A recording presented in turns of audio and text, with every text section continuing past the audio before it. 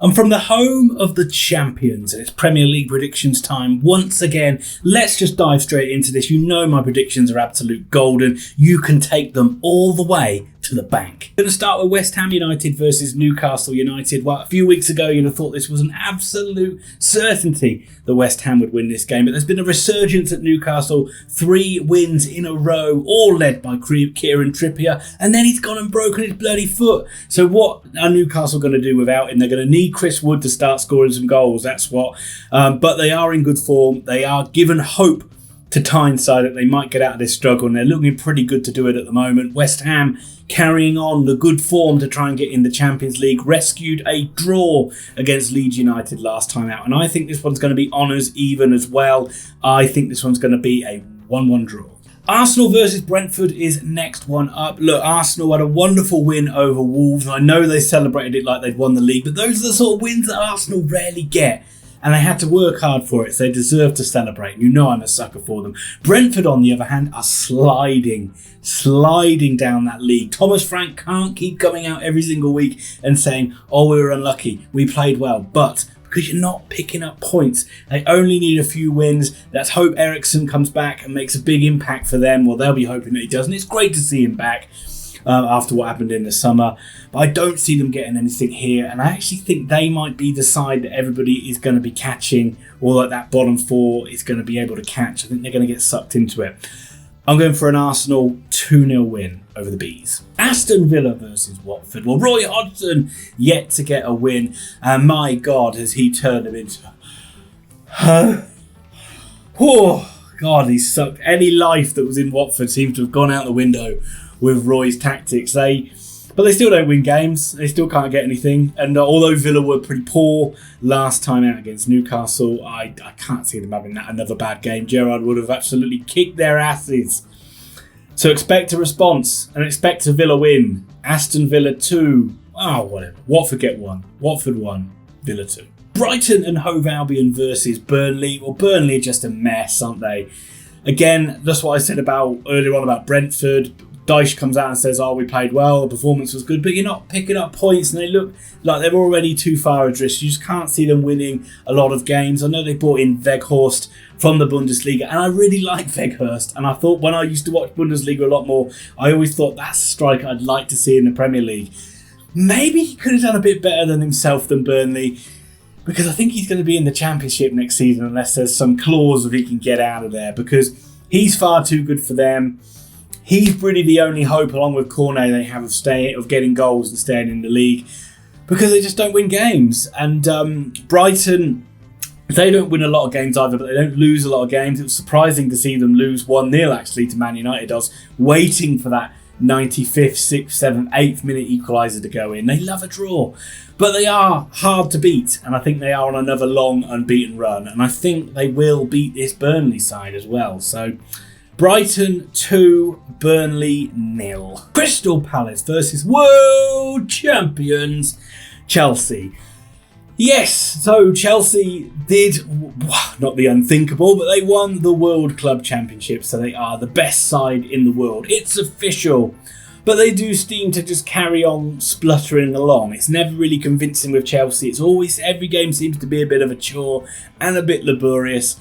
And but Crystal Palace haven't been great as well in the last few weeks, and even some people saying, have Palace improved under Vieira? Look, they might not have as many points, or they might not finish as high at the table, but the quality of football from Vieira, from what Roy Hodgson was delivering, is a stark difference, and that will bring the fans in, and that will put bums on seats alone, because they are a very entertaining side to watch now compared to what they were in recent seasons. And yes, they're not getting the results of late, but they're still a good side. I think they'll cause Chelsea some problems, but I just think Chelsea, the world champions, will nick it here. I'm going to go for Palace 0, Chelsea 1. Liverpool versus Norwich City. Look, it's going to be a Liverpool win.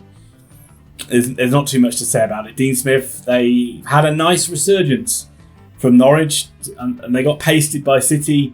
But that was, again, they needed to get out of the way. And they need to get this one out of the way and get back to games that are more likely for them to win, because they had been on a good run before that. But Liverpool are going to be way too strong for them. And Liverpool might smash them like Man City did. In fact, I think they will. I'm going to go for 5-0 Liverpool and all your favourites getting on the score sheet. Maybe even Fabinho will carry on his good goal scoring form. But a huge win for the Reds. Southampton versus Everton is the final game played at 3 o'clock on Saturday. It's a lot of games this Saturday at 3 o'clock, surprising. But yeah, Saints are on a great run, doing well under House and Hoover, up to 10th now in the league. Certainly the performances and the results have picked up in recent weeks. And they've had some great ones, especially that draw with Man United, that 3-2 win against Spurs. It is exciting times at Southampton, but it is also exciting times at Everton. They were way too good to be in the position they were in, and that somebody was always going to come along and have a little honeymoon period for them. It was Frank Lampard. You know, Frank Lampard, his Chelsea side played good football. So Everton fans, at least in this short period, you've got some good football to enjoy until it all starts going wrong, until you start hating him again. But you can enjoy this little period now. So I think you're going to get a point. Another point here, a precious one. 2-2, entertaining draw. Manchester City versus Tottenham is your final game on Saturday, and my God, do you really think Tottenham are going to get anything out of this? They are dreadful at the moment. That defending against Wolves was hilariously bad. Almost like they were doing it on purpose. It was that bad. And then they come up against the best side in the league. And Conte's got, I hope he gets a massive response. I mean, they were saying on Match of the Day that they need Eric Dyer back. When Eric Dyer is the answer to your problems, then my God, you know you've got a bad side. And I do think this Tottenham side is not very good. I've said it all season. Man City are going to smash them. They're going to hammer them. This is like when people thought Man United could put up resistance because they got pasted the week before. And then Man City just toyed with them and beat them easily. It's going to be the same again. It's up to Man City how many goals they want.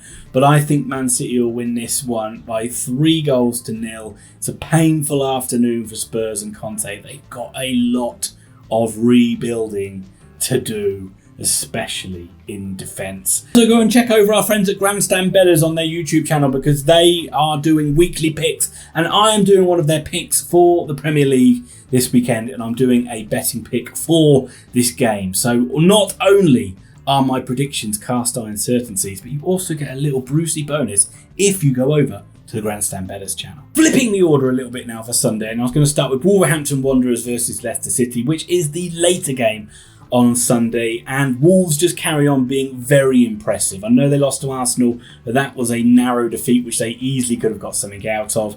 But then they went and beat Spurs very, very comfortably. They come up against the Leicester side who cannot defend set pieces to save their lives. Wow, this is a bad problem. And how, you talk about Brendan Rodgers being a quality, fantastic manager. Why can't he sort out set pieces with Leicester City? This is why he does not get big jobs anymore, or won't be linked to big jobs, because he can't sort out the basics. I know he's won FA Cups and they've punched above their weight, but these are basic mistakes and it is costing them this season. But they do maintain to be an entertaining side. Wolves are very easy on the eye and really just do not. The biggest sin for them is they just do not score the goals that their play deserves. But I think Wolverhampton Wanderers will win this game. It's a bit of a Midlands derby, this one. I'm going to go for... there's never many goals with Wolves. I hate it.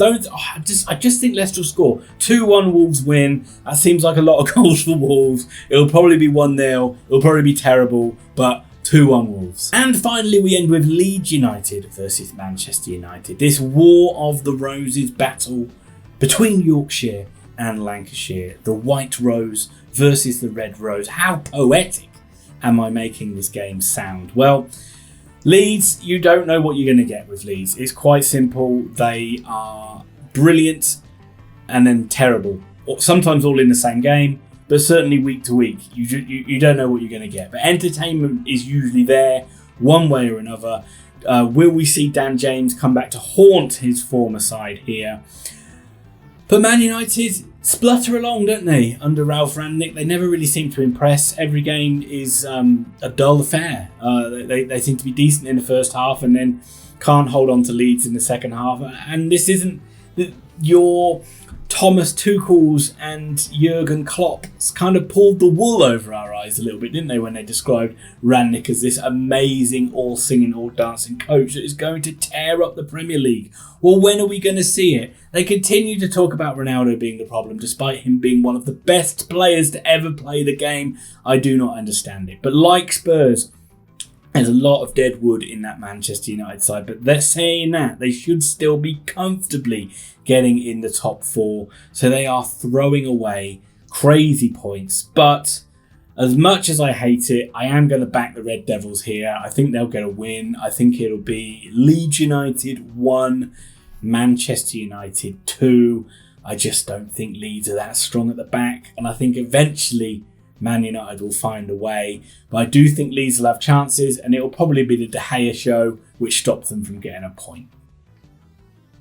There we go. We did it. We got there. I hope you enjoyed it. Hit like, hit subscribe, and leave your comments down below. Do not leave your predictions down below. Give me a funny, witty, or something other than that, because if you give your predictions, it'll make me cry slightly inside. I'll be back very soon with more content. Thanks for watching. Have a great day.